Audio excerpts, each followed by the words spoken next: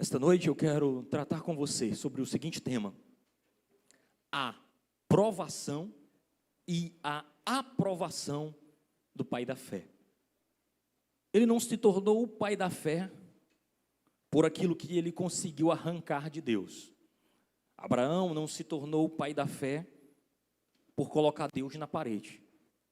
Abraão não se tornou o pai da fé por fazer existências a Deus. Mas ele se torna o pai da fé pelo aquilo que ele é capaz de entregar para Deus. Olha que coisa maravilhosa. Eu quero caminhar com você em Gênesis capítulo 22, a partir do verso 1 até o verso 19. É uma exposição, nós estamos pregando num culto da família. Eu quero tratar com você sobre provação e sobre aprovação em Deus, baseado na vida deste homem de Deus. E aqui eu quero dizer para você que nós chegamos ao ponto mais alto da história de Abraão, que nós poderíamos chamar de clímax da história do pai da fé, deste patriarca, deste homem chamado por Deus, ali em Uz dos Caldeus, e uma jornada de conhecimento, uma jornada de mergulho na presença do Senhor, e tudo isso é feito, e nós estamos aqui diante deste episódio maravilhoso, que vai ter muito a nos falar, e vai nos possibilitar extrair lições poderosas para as nossas vidas. Então, aqui nesse texto, nós reunimos muito do que é promessa de Deus. Então, aqui está reunido, está reafirmado as promessas que Deus tinha para a vida de Abraão, desde que ele foi chamado lá da Mesopotâmia, de Ur dos Caldeus. E aqui nós chegamos a este momento, que é o teste mais severo, é o teste mais duro da vida deste homem. A severidade desse teste não é para qualquer um. E sabe o que é interessante nesse texto? É que você que é leitor do texto, sabe que é um teste. Eu que não estou lendo o texto, sei que é uma prova. Moisés informa isso aos seus leitores. Diz assim, olha, Deus o provou. Mas ele que estava sendo submetido ao teste, ele não foi informado disso. Deus não diz assim, Abraão, é o seguinte, eu vou pedir teu filho, tu leva tudo, prepara, mas não se preocupa não, que na hora, eu vou dizer assim, brincadeira, não precisa chegar tanto. Ele não tinha consciência disso. Ele entregou, ele caminhou por fé. É por isso que nós temos aqui algo poderoso. Então, é interessante saber porque Abraão teve que entregar o seu filho legítimo, o seu filho querido, aquele que seria o legado da sua família, aquele que daria continuidade à sua jornada, ao seu nome. E se hoje isso é importante, imaginemos naquela época. O herdeiro legítimo, chega um momento na história de Abraão que ele conversa com Deus e diz, Senhor, eu vou deixar para o meu servo Eliezer tudo. Cadê as promessas, Senhor? Cadê esse filho que o Senhor disse que ia me dar? Então, naquele contexto, era alguém que ia herdar o seu nome, herdar tudo aquilo que ele tinha construído. E todo homem pensa sobre essa perspectiva. Diz, meu Deus, eu quero deixar um legado, eu quero deixar raízes, eu quero deixar uma semente. E isso era muito importante para a vida de Abraão. Mas agora ele é testado com este filho. Nesse contexto aqui, eu preguei no culto da família passado sobre Gênesis 21. Naquele contexto, Isaac tinha por volta de 3 anos. Agora, a maioria dos estudiosos vão concordar que ele tinha por volta de 16 anos. Então, 13 anos se passaram. Então, aqui é importante a gente também pontuar aquilo que eu venho conversando com vocês já há bastante tempo sobre essa temática. Sobre os filhos de Deus e os filhos da serpente. Éden é sobre essa oposição. O Gênesis foi escrito para mostrar essa oposição entre aqueles que caminham por fé em Deus e aqueles que caminham baseado nas suas próprias astúcias, nos seus próprios projetos e nos seus próprios planos. Enquanto que os filhos das serpentes estão morando em cidades, construindo, prosperando, vivendo à sua maneira, aqueles que dependem de Deus entregam tudo ao Senhor. Mesmo aquilo que poderia parecer impossível. Eu disse, meu Deus, mas eu esperei tanto, esse filho foi tão amado, tão desejado, tão esperado, e agora o Senhor está me pedindo aquilo que o Senhor mesmo me deu. Ele poderia fugir da presença do Senhor, ele poderia inventar uma história, mas ele entrega porque ele confia no Deus que ele serve. E aí entra no hino que os meninos cantaram, o último hino. Depois que eu coloquei os meus olhos em ti, eu te conheço. Então ele conhecia o Deus que ele servia. E muitas vezes, irmãos, nós vivemos aflitos, angustiados, ansiosos, porque desconhecemos o Deus que dizemos professar. Porque se nós tivéssemos confiança plena em Deus, nós diríamos: Senhor, está na tua mão, o Senhor vai conduzir da melhor forma, eu não preciso colocar o meu coração no futuro, eu posso viver o presente, eu posso te adorar aqui e agora, e lá na frente, está na tua mão. Então Abraão não se preocupou, disse: sim, aí eu vou matar, e aí? O que vai ser? Ele disse: está na mão de Deus, se Deus me deu, Deus pediu, Ele sabe o que Ele está fazendo. Isso é conhecimento, irmãos, isso é profundidade num relacionamento com Deus, que é isso que Deus quer de nós, que nós coloquemos os nossos projetos e sonhos na mão do Senhor. Mas aqui também é importante a gente extrair algo interessante. Há momentos, irmãos, que Deus nos leva ao limite. Ele nos coloca em situações e escolhas que parecem humanamente impossíveis. Muitas vezes a gente está dizendo: meu Deus, eu não vou suportar, Senhor, eu não vou aguentar, Senhor, é isso mesmo que o Senhor tem para mim? Mas é importante a gente saber que é exatamente ali, nesse ponto extremo da prova, da luta, da dificuldade, que os nossos olhos marejados de lágrimas, é que nós vemos o Senhor, é que nós podemos extrair lições poderosas, é onde a nossa confiança é refinada, a nossa fé é provada, e nós somos provados e aprovados. É importante você saber, Deus não tenta, Deus prova. E Ele prova não para reprovar, mas para aprovar. E também diz a palavra do Senhor em Coríntios, que Ele prova, mas não prova além das nossas forças, e juntamente com isso Ele também nos dá o escape, alívio. Então se a prova estiver pesada, você pode dizer assim: Senhor, cadê o escape? É porque eu não estou vendo, mas eu sei que o Deus que eu sirvo já preparou o escape, Ele já preparou as circunstâncias aprovativas para isso que eu estou vivenciando. Amém? Você crê desse modo? Pois é esse Deus que nós servimos. Eu, como químico, vou fazer um jabá para mim aqui. Todo metal, irmãos, quando ele é extraído, ele não é extraído 100% puro, ele vem com série de substâncias misturadas ali. E a maioria desses metais que são valiosos, preciosos, eles passam pelo teste do fogo. Significa basicamente que eles são submetidos a uma temperatura que eles vão fundir, passar do estado sólido para o estado líquido. Eu dando aula de química aqui, receba, em nome de Jesus. E basicamente, por que purifica? Porque as substâncias ali têm pontos de fusão diferentes. Então, de repente, quando há aquele material, aqueles metais são fundidos, você consegue extrair aqueles, baseado no ponto de fusão, e aí há uma purificação do metal. Isso vale para o ouro, vale para a prata, tudo aquilo que é impureza é deixado de lado, e tudo aquilo que é puro é separado, e aí você tem um metal refinado para a glória do Deus vivo. Assim acontece conosco também. O teste do fogo, a prova o nosso coração, nos refina, nos purifica, tira de nós aquilo que não agrada ao Senhor e nos deixa mais parecido com Ele. A prova não é para benefício de Deus, a prova é para seu benefício, para meu benefício, porque na prova, irmãos, nós conhecemos o nosso próprio coração. Deus já conhece, Deus sabe o que é que passa aí no teu coração, Deus sabe o que passa no meu.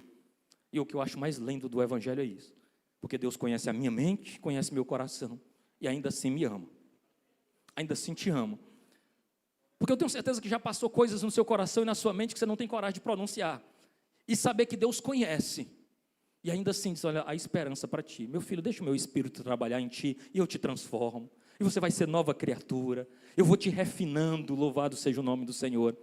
Mas nós passamos a conhecer o nosso próprio coração e sabemos que não há bem em nós, não há nenhum bem em nós. Mas segundo, serve para testemunho de fidelidade a Deus. Olha um homem de Deus, olha uma mulher de Deus. Passou por prova, passou por dificuldade, mas não murmurou. Venceu porque confiou no seu Senhor, não abandonou a fé, não largou Jesus. Confia no Deus que serve para testemunho. Note que Hebreus exige, o capítulo 11 de Hebreus, que é só o escritor declarando sobre a vida de homens e mulheres de Deus que por fé, caminharam por fé, mesmo diante das lutas, mas por fé eles prevaleceram. E terceiro, nós aprendemos a confiar em Deus. Irmão, quando a gente só tem Deus, quando não dá para recorrer ao dinheiro, não dá para recorrer à política, não dá para recorrer ao nome, à influência, mas só quando a gente dobra o joelho e diz: Senhor, eu só tenho um Senhor. Se o Senhor é meu pistolão, o Senhor é aquele que pode fazer alguma coisa por mim. Quando nós só temos o Senhor, aí nós estamos na melhor posição que nós poderíamos estar. Então eu quero caminhar com você por dois tópicos apenas: a aprovação, que é do verso 1 ao 10, e a aprovação do verso 11 ao 19. Então note que na provação Deus chama. Olha o chamado de Deus, ele diz assim, depois dessas coisas, verso 1 do capítulo 22, Deus pôs Abraão à prova e lhe disse, Moisés afirma para você que ele está sendo provado. Abraão não sabe que está sendo provado. Abraão, este respondeu, eis-me aqui, veja a prontidão. Deus continuou, pegue o seu filho, seu único filho Isaque, a quem você ama, e vá à terra de Moriá, e ali ofereça em holocausto sobre um dos montes que eu vou lhe mostrar. Isso aqui, irmãos, é extremamente inusitado. Nunca na história havia tido algo dessa natureza. É inédito na história bíblica até Gênesis 22. Nunca Deus tinha pedido um sacrifício. Sacrifício era reprovado, de seres humanos era reprovado por Deus. Quem tinha esses hábitos eram os cananeus que viviam naquela região. Eles ofereciam seus filhos a Moloque, uma divindade cananeia ali, mas Deus sempre reprovou esse comportamento em todo o texto bíblico. Então Deus pede algo que está fora da curva, que Deus nunca tinha pedido a ninguém. E ele formula o pedido, irmãos, de forma assim, muito pesada. A formulação do pedido é cruel. Porque Deus começa dizendo assim, toma o teu filho. Não um servo, não um animal. Talvez se Deus tivesse dito assim, olha, eu quero 1000 ovelhas. Ele disse, pronto, pegue. Não, eu quero 1000 bezerros, tome. Eu quero um servo. Ele disse, escolha um, Senhor. Não, ele disse, eu quero o teu filho. E ele acrescenta, o teu único filho. Aí você poderia dizer, não, mas Abraão tinha Ismael. Sim, mas o filho da promessa, o filho aguardado, o filho amado, o filho da legítima esposa, aquele prometido, aquele que traria alegria, ele disse, olha, teu único filho, porque aquilo que é importante para nós, é importante para Deus. Talvez se ele tivesse pedido Ismael, ele tinha dito, bora, ligeiro, eu entrego, mas Isaque, o teu filho amado. E aí ele cita o nome, Isaque, porque Isaque traz à memória dele o que significa riso, alegria. Ele lembra da alegria de Sara quando duvidou, o riso de incredulidade. Eu, mulher, botei esse menino, que história é essa? Que anjo é esse que está falando isso? O riso quando a criança chegou. Se olha, é verdade, todos vão falar o meu nome. Essa criança veio, Deus prometeu e Deus cumpriu. Mas agora, Isaque, carregado de lembranças e significados. Mas não só isso, a quem amas. Deus sabia do amor dele por Isaque. Ele dizendo, eu sei que você ama, eu estou pedindo, não é o que você não ama, não. Eu estou pedindo aquilo que você ama. E Abraão já tinha sido forçado a abandonar um filho. Quando ele disse, olha, deixa Ismael ir, eu vou cuidar dele, mas não vai ficar no teu convívio. Então ele já tinha sentido a perda de um filho. Agora ia passar pelo processo de novo. Deus ainda acrescenta, diz, vá a Moriá, uma região que ficaria mais ou menos a 70 quilômetros de onde ele estava, que eles tinham fixado residência em Betesda, e mais ou menos 70 quilômetros para ele caminhar levando essa criança, esse jovem, esse adolescente. Mas não é só isso, 70 quilômetros de carro é rapidinho, 70 quilômetros de moto, vai bem, agora 70 quilômetros a pé é 3 dias, 3 dias pensando no pedido de Deus. 3 dias dormindo e acordando, quando eu vou ter que entregar o menino. Vou ter que matar a criança. E agora? Deus não pediu algo impossível. Talvez Deus tivesse dito assim, mata agora. Ele disse, eu não vou nem pensar. Mas Deus deu tempo para ele digerir aquela decisão e ter certeza da decisão que ele estava tomando. Ele teve tempo para digerir todo aquele contexto. E aí ele caminha. Ofereça em holocausto. Eu preciso diferenciar aqui. Uma coisa é sacrifício. Dentro do Antigo Testamento, o sacrifício era imolar, matar um animal, sangrá-lo, cortá-lo em pedaços. Depois, esses pedaços iam assumir alguns locais. Para alguns era dado parte ao sacerdote, parte era queimado, parte era enterrado fora do arraial. Mas o termo holocausto aqui tem um significativo maior. São 3 atos: matar, sangrar e queimar completamente. Então o que ele pede é, você vai sacrificar seu filho? Não, você vai fazer um holocausto dele.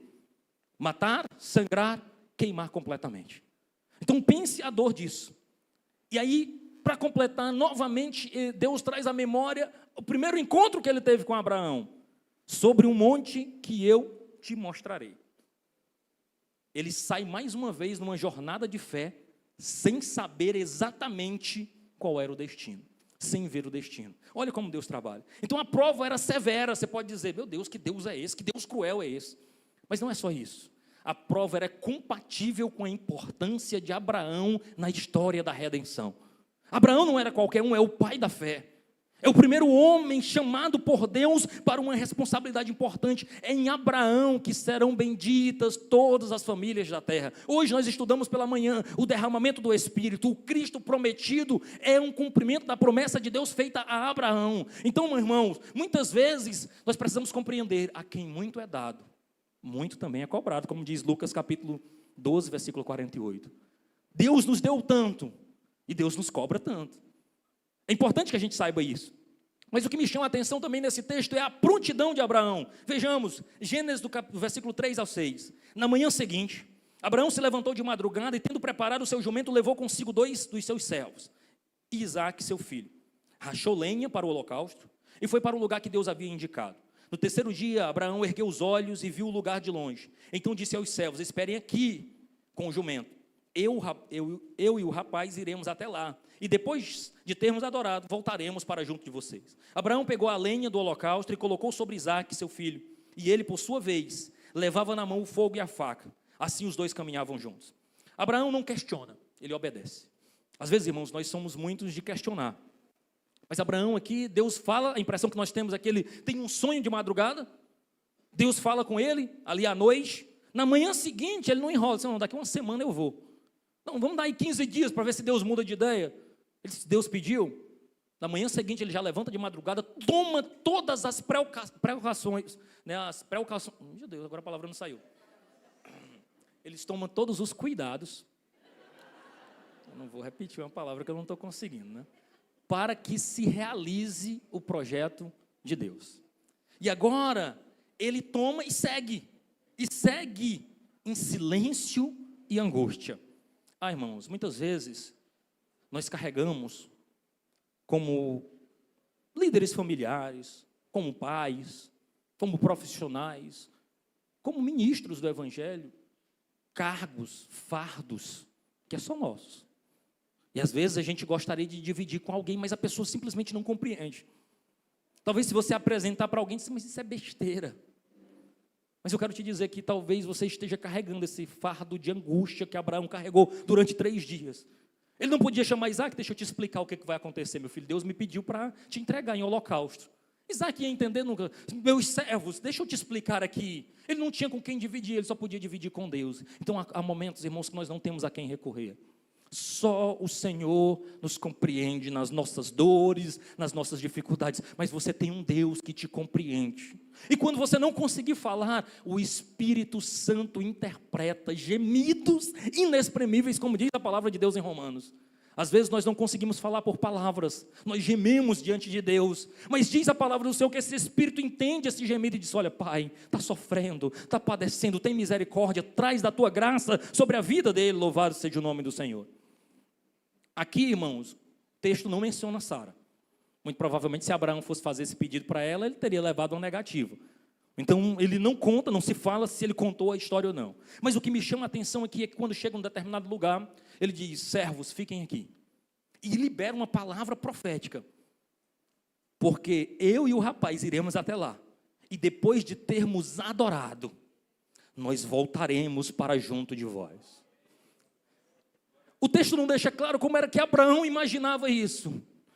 Mas dá uma declaração de que ele conhece o Deus que ele serve, dizendo assim: olha, eu não sei o que Deus vai fazer. Eu vou cumprir o pedido de Deus. Mas eu creio que eu vou voltar com o meu filho. Eu não sei se Deus vai pedir, ele vai morrer, e depois Deus vai ressuscitar. Mas eu sei que eu voltarei com o meu filho. Eu não abro mão do meu filho. Meus servos, fiquem tranquilos. Eu e o rapaz voltaremos, louvado seja o nome do Senhor. Abraão não recusou o pedido de Deus, mas não duvidou do Deus que ele servia. Então nessa caminhada, irmãos, muitas vezes nós não entendemos, mas nós caminhamos por fé e não por vistas. O crente caminha não pelo que está vendo, mas pelo que está crendo, louvado seja o nome do Senhor. E aí aqui a gente tem do silêncio ao grito. Um grito silencioso é dado aqui, veja só, verso 7. Isaque rompeu o silêncio e disse a Abraão, seu pai: meu pai. Abraão respondeu: eis-me aqui, meu filho. Isaque perguntou: eis aqui o fogo e a lenha, mas onde está o cordeiro para o holocausto? Abraão respondeu: Deus proverá para si o cordeiro para o holocausto, meu filho. E os dois seguiram juntos. Chegaram ao lugar que Deus havia indicado. Ali Abraão edificou um altar, arrumou a lenha sobre ele, amarrou Isaque, seu filho, e o deitou no altar. em cima da lenha, estendendo a mão, pegou a faca para sacrificar seu filho. Aqui tem pouco diálogo, tem cena de ação e obediência. E diz o texto que em um determinado momento, Isaac rompe o silêncio. Eu imagino aquelas caminhadas longas e silenciosas em que ninguém diz uma palavra. E de repente Isaac, que já tinha visto o pai adorando várias vezes, fez a conta. Ele disse: rapaz, aqui tem lenha, aqui tem fogo, aqui tem faca. Mas se eu assisto os cultos, se eu vou para a igreja, se eu presencio esse momento de adoração, está faltando o cordeiro. Ele disse: meu pai, com licença, o cordeiro onde está? E aqui, irmãos, nós temos algo profético da parte de Deus. Abraão responde dizendo assim: meu filho, Deus proverá para si o cordeiro. Esta palavra, irmãos, ela ecoou por vários séculos. Até que um dia, às margens do Rio Jordão, dentro de Jerusalém, um profeta chamado João, ele era chamado de João o Batista, porque ele batizava em águas. Ele tinha uma veste estranha, ele se vestia de pele de camelo. Ele não veio dos altares, ele não veio dos templos, ele veio do deserto. Sua alimentação era mel silvestre e gafanhoto. Era um cara meio esquisitão. Mas quando ele vê Jesus caminhando em direção a ele, ele não pode deixar de bradar e dizer assim: eis o Cordeiro de Deus, que tira o pecado do mundo. A resposta de Abraão, profeticamente, finalmente, Deus havia provido para si um cordeiro, louvado seja o nome do Senhor. Sabe o que é maravilhoso? É que o livro de Crônicas, segundo livro de Crônicas, no capítulo 3, versículo 1, diz que foi exatamente ali que Salomão, naquela região de Moriá, que Salomão construiu o templo de adoração ao nome de Deus. Alguns acham e defendem, alguns estudiosos, que aquela região era a cidade de Jebus, que era a cidade dos jebuseus, que nas campanhas militares de Davi, Davi toma aquela região e torna aquela região Jerusalém. Depois, Salomão constrói um templo, onde ali havia adoração, sacrifício, cumprindo algo poderoso de Deus. Mas também é interessante saber que naquela região de Moriá, uma cruz foi erigida também. Não no mesmo, talvez não no mesmo monte, mas naquela região que era uma região de vários montes. Uma cruz se erigiu e dela um dia fugiu, como emblema de vergonha e dor.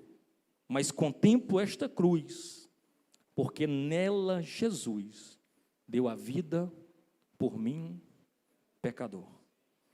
Deus providenciou para si, irmãos, o Cordeiro de Deus. Naquela região, novamente, anos depois, séculos depois, um pai entregou um filho em sacrifício. Desta feita, um sacrifício definitivo. Deus exigiu de Abraão o sacrifício do seu filho, mas Deus, Ele mesmo, sacrificou o seu próprio filho por amor, irmãos.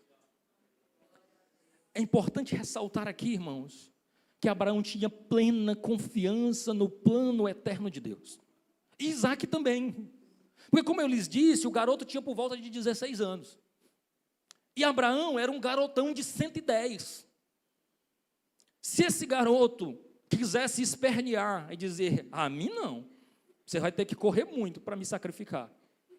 Mas o texto diz que Abraão o amarrou, embora o texto em nenhum momento tenha mencionado cordas, essa corda apareceu lá, era algo, ele deve ter amarrado para que, durante a dor, durante a reação natural do corpo humano, é defesa. Então Abraão o amarra e deita ele sobre a lenha ali naquele ambiente para sacrifício. Então Isaac se entrega. Isaac não resiste, porque ele poderia resistir, mas ele confia plenamente no Pai, mais uma vez apontando para o Cristo, que mesmo com dúvidas, com dificuldades, não rejeitou a orientação do Pai, é necessário. E ele se submeteu àquele sacrifício. Agora Abraão estende a mão com firmeza, estava pronto para sacrificar. E nós chegamos ao ponto máximo deste momento de obediência. E aqui nós temos algumas lições para nós. Deus prova os seus filhos, irmãos. Ele prova para refinar a nossa fé. A fé não exige plena compreensão. A fé, muitas vezes, não é entender tudo o que foi pedido, mas é confiar em Deus. Porque esta fé, e quando nós confiamos em Deus, nós experimentamos o supremo amor de Deus para nós e também demonstramos o nosso amor por Deus. Abraão, quando Deus o pede para sair da Mesopotâmia, de Ur dos Caldeus, para uma terra que Deus iria mostrar, ele demonstrou mais amor a Deus do que a Terá, seu pai, e foi. E agora Abraão tem a oportunidade de mostrar mais amor a Deus do que ao seu próprio filho, porque confiava plenamente em Deus. Então a fé, irmãos, nos leva a obedecer, ainda que nos custe o que temos de mais precioso. Queridos, Deus não exige de nós hoje um sacrifício de um filho. Deus não exige, Ele não vai pedir o seu filho, mas Ele pede que nós o amemos acima de tudo. E como é que nós provamos isso? Na obediência diária, na fé prática e diária, mesmo sem ver os resultados imediatos. Porque às vezes a gente diz, mas eu estou indo para a igreja, mas eu estou congregando, e eu não vejo a salvação, eu não vejo as coisas melhorarem. É uma jornada, não é uma caminhada de 1, 2 dias, não, é uma jornada de fé. Então mesmo sem ver, sem compreender plenamente, nós marchamos firmemente. Diz, uma hora a situação, o quadro vai mudar. Também, irmãos, a prova da fé é revelada no amor de Deus acima de tudo e de todos. E por último, no abandono de ídolos do nosso coração. Então muitas vezes o nosso coração é tomado de assalto por os nossos ídolos. Certa vez eu pregando e ensinando sobre isso, eu dizia aos irmãos, falava sobre, não se engane, todos nós temos ídolos. Quando Deus diz assim, me ame antes de todas as coisas, você poderia dizer assim, mas que Deus é esse? Tão narcisista, que deseja amor acima de tudo. Alguém poderia dizer que Deus necessitado de atenção é esse. Mas ali é uma proteção de Deus, dizendo assim, olha, me ame, você não vai amar, não vai se submeter a mais nada. Se submeta a mim, você estará protegido, porque eu sou o melhor bem para você. Porque se você não me amar de todo o seu coração, você vai amar um filho, vai amar um esposo, vai amar o seu negócio, o seu título, a sua posição, vai amar os seus recursos financeiros, vai amar o seu próprio nome, vai amar a si mesmo. E certamente isso te levará à destruição. Mas se você me amar acima de todas as coisas, se você depositar o seu coração em mim, nada poderá te roubar de mim. Você estará protegido para a glória do Deus vivo. Louvado seja o nome do Senhor. Mas eu lhes falei sobre a aprovação. Me permita falar sobre a aprovação, em rápidas palavras. Eu encerrei o tópico com Abraão com a faca em punho. Abraão estava pronto a sacrificar. Estava pronto a dar provas da fé, da obediência e do amor a Deus. Abraão não sabia que era uma prova. Ele não foi informado disso. Mas ainda assim ele persistiu sem questionar. Então a prova da fé do Abraão aponta para Cristo. E imediatamente aqui nós temos a intervenção divina. Veja o verso 11.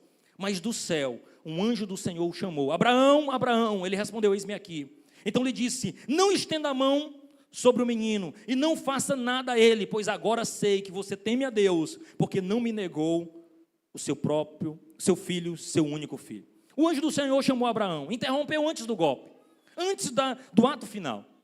E é interessante que 2 autores do Novo Testamento afirmam categoricamente que Abraão entregou seu filho. Veja o que diz Hebreus 11:17, pela fé Abraão, quando posto à prova, ofereceu Isaque. Tiago 2:21, Abraão, nosso pai, foi justificado quando ofereceu seu filho Isaque sobre o altar. O que esses textos estão nos dizendo? Que sobre a perspectiva de Deus, aquele sacrifício aconteceu. No coração de Abraão aconteceu, Abraão estava pronto para entregar, e Deus entendeu que ele estava pronto a entregar. E se Deus não tivesse intervido, ele teria ido até o fim. E é por isso que Deus declara e diz assim, agora eu sei que você teme a Deus, porque não me negou o seu filho, seu único filho. Esse temor aqui, irmãos, não é medo. Esse temor aqui é reverência, é respeito, obediência incondicional. A fé, irmãos, ela precisa ser demonstrada em atitudes. Muitas vezes nós dizemos que cremos, mas dizemos da boca para fora. Fé em Deus, irmãos, não é palavra, não é autoconfissão, não. Não é palavra de afirmação apenas, não. Fé é algo gerado dentro do nosso coração que requer de nós ações concretas. Eu vivo pela fé. Eu confio no Deus que eu sirvo. Eu não me rendo aos negócios do mundo porque eu confio em Deus. Eu sei que Deus irá prover de modo diferente. Eu não preciso negociar minha moral, os meus princípios, aquilo que eu creio, porque eu sei que o Deus que eu sirvo vai me dar no tempo oportuno, vai prover no tempo oportuno, é crer contra as circunstâncias, é crer contra os assédios da cultura mundana, é confiar plenamente em Deus. E aqui nós temos algo poderoso, irmãos. O substituto é providenciado. Veja o texto. Abraão ergueu os olhos e viu atrás de si um carneiro. Veja só como tem esse jogo de palavras. Cordeiro e carneiro, preso pelos chifres entre os arbustos. Abraão pegou o carneiro e o ofereceu em holocausto, em lugar de seu filho. E Abraão deu àquele lugar o nome de o Senhor proverá. Daí dizer-se até o dia de hoje, no monte do Senhor se proverá. Abraão levantou os olhos e viu um carneiro. Não sabemos como esse animal chegou ali. Não é dito como foi que ele chegou. O fato é, foi providência divina. Deus providenciou um animal preso pelos chifres naquele ambiente. Deus proveu o carneiro para aquele culto, para aquele sacrifício. Abraão ofereceu um animal no lugar do seu filho, gratos pelo livramento. Mas há algo interessante aqui. É a primeira vez na Bíblia que é passado para nós o conceito de substituição expiatória. É a primeira vez que um animal é morto no lugar de alguém. É a primeira vez na história que alguém se sacrifica no lugar de outro. E aqui é introduzido o caráter expiatório e substitutivo dos sacrifícios em Israel. A partir de então, você tem esse conceito estabelecido. E agora Abraão batiza aquele lugar. Ele chama de Jeová Jireh. Deus proverá. O verdadeiro cordeiro, irmão, foi oferecido no Monte do Calvário. Não lá no Monte Moriá, não com Abraão, mas no Calvário. Deus providenciou o sacrifício definitivo, substituto e expiatório pelos nossos pecados. E aí nós somos reafirmados as promessas de Abraão nesse texto. Agora Deus faz novos juramentos e renova a promessa. Nos versos 15 a 19 ele diz: então do céu, pela segunda vez, o anjo do Senhor chamou Abraão e disse: porque você fez isso e não me negou seu filho, seu único filho, juro por mim mesmo, diz o Senhor, que certamente o abençoarei, multiplicarei sua descendência como as estrelas do céu e como a areia que está na praia do mar. Sua descendência tomará posse da cidade dos seus inimigos. Na sua descendência serão benditas todas as nações da terra, porque você obedeceu a minha voz. Então Abraão voltou para onde estava e os seus servos, e juntos foram para Beceba, onde fixou residência. O anjo do Senhor falou segunda vez. E ele falou com um objetivo: reafirmar as promessas, e agora com juramento. Note que Deus não jurou por ninguém. Não jurou por um monte, não jurou pelos céus, não jurou pela terra. Ele jurou por Ele mesmo, porque não havia ninguém maior do que Ele. Não há ninguém maior do que o nosso Deus. Então Ele disse: olha, eu prometo, eu arrisco o meu próprio nome, a minha própria reputação, eu vou cumprir esta promessa. E a promessa, ela tem aqui 3 características importantes. Primeiro, número de descendentes. Serão como estrelas do céu ou como a areia da praia. Segundo, vitória sobre os inimigos. Os teus descendentes vão tomar posse da cidade. Os teus descendentes vão tomar posse daquilo que eu preparei para eles. E por último, bênção universal que nos alcança. Todas as nações serão benditas em sua descendência. Todas as nações serão benditas em Cristo. Todas as nações serão benditas no sacrifício do Senhor Jesus. Todas as nações poderão receber, se arrependerem, este Cristo vivo, receber do Espírito dele e viver uma nova vida para a glória do seu nome. Essa é a promessa de Deus que nos alcança. Nós não somos descendência legítima de Abraão, mas nós somos descendências da fé. É por meio da fé em Deus que nós temos por pai Abraão. É por meio da fé em Deus que nós recebemos o perdão dos nossos pecados. E aqui nós temos lições preciosas para as nossas vidas. Deus prova a fé dos seus filhos, para que essa fé se torne visível e madura.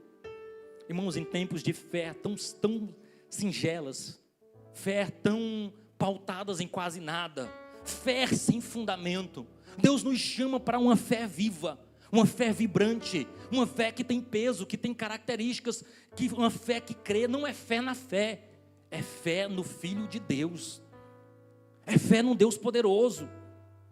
Não é fé por ter fé, é fé no Cordeiro de Deus provido. Deus já proveu o Cordeiro perfeito. Cristo é o nosso substituto. Aquela cruz, ali no Gólgota, ali no Calvário, no lugar da caveira, era para mim e para você. Era uma cruz que era minha e sua. Nós deveríamos estar ali, nós deveríamos ter sido sacrificados ali, mortos naquele lugar pelos nossos pecados. Mas Jesus toma o nosso lugar. Jesus, o Cordeiro de Deus, toma este lugar. Nós aprendemos aqui também, irmãos, que obediência é melhor do que sacrifício.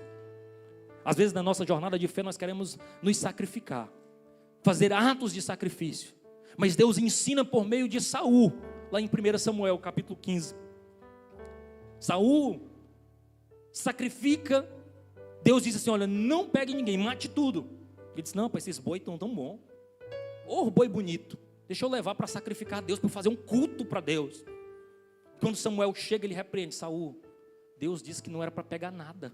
Não, mas eu peguei para adorar a Deus, eu peguei para sacrifício de Deus. Ele disse, não, Deus não quer sacrifício, Deus quer obediência. Deus não quer sacrifício, Ele quer que nós não quebramos os princípios da palavra dEle. Deus requer de nós que nós andemos nos princípios da sua palavra. Nós somos a geração que talvez mais quebra princípios e que mais corre chorando, arrependido pelos princípios que quebramos. O que nós precisamos, irmãos, não é nos justificar, é obedecer. É obedecer à palavra de Deus, é nos submeter à palavra de Deus, é crer nesta palavra viva, louvado seja o nome do Senhor. Deus requer o primeiro lugar na nossa vida, irmãos. Ele quer ocupar o trono do nosso coração. Muitas vezes nós entulhamos o nosso coração, nós turbamos o nosso coração com tantas coisas que não agradam ao Senhor. Tantas coisas nos controlam, tantas coisas nos prendem. Deus precisava olhar para o coração de Abraão por dentro, porque ele disse, olha, esse filho foi tão esperado, foi tão amado, foi tão desejado, que corre o risco dele tomar a primazia no coração de Abraão antes de mim. Deixa eu testar, deixa eu checar isso de perto. E quem sabe talvez você esteja desfrutando de um bom momento da sua vida. Deus realizou, Deus deu, Deus proveu. E o tempo acabou para Deus. O Deus que cumpriu promessas, agora foi colocado para segundo lugar, para escanteio. Não é assim a jornada da fé, irmão. Ele precisa continuar tendo a primazia nas nossas vidas. Me permita fazer rápidas considerações finais. Esse episódio ensina, irmão, que a salvação é providência de Deus do começo ao fim. É Deus que nos salva. É Deus que tem interesse na minha e na tua vida. É Deus que entregou seu filho por sacrifício por nós. Abraão não negou seu filho. Deus também não negou o seu. Abraão não negou Isaac. Deus não nos negou Jesus. Ele entregou Jesus por nós, o sacrifício perfeito. Hoje, irmãos, nós somos chamados a obedecer com fé, colocando Deus acima de tudo na nossa vida, na nossa história, de quem nós somos. Ele é o nosso único, o primeiro amor. Se você não quer se decepcionar, as pessoas podem fazer isso, amigos podem se decepcionar, pastores podem decepcionar, esposas, filhos podem decepcionar. Mas se você tiver o coração centrado em Jesus, Ele não vai te decepcionar. Ele sempre vai estar lá. Ele sempre vai estar de braços abertos. Ele sempre vai estar colocando a segurança da fé, a segurança da salvação. Louvado seja o nome do Senhor. Na provação, irmãos, Deus nos chama a confiar mesmo quando não entendemos. Provação é isso, é confiar sem entender. Mas na aprovação, Deus confirma a nossa fé, nos mostra Cristo, o verdadeiro Cordeiro de Deus. No Moriá, irmãos, Deus proveu um carneiro. No Calvário, Deus proveu seu filho, seu único filho, Jesus. Ele é o Cordeiro de Deus que tira o pecado do mundo. Louvado seja o nome do Senhor.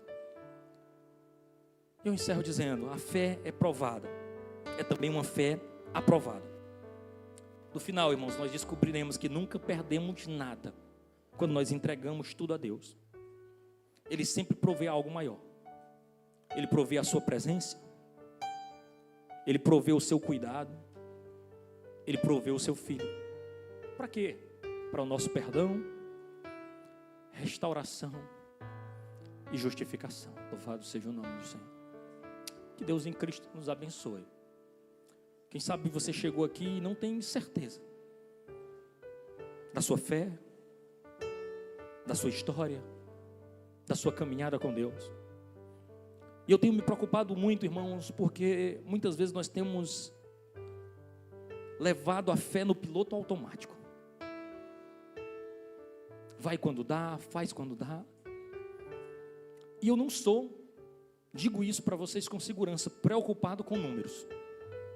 Eu dizia hoje na escola bíblica dominical, eu me preocupo com aqueles que dizem que são daqui e muitas vezes estão ausentes, porque eu digo, meu Deus, ele diz que eu sou o pastor dele, ela diz que eu sou o pastor dela, mas eu não vejo, como é que eu vou pastorear à distância, Senhor? Esse pastoreamento online está difícil, Senhor, me ajuda, Pai.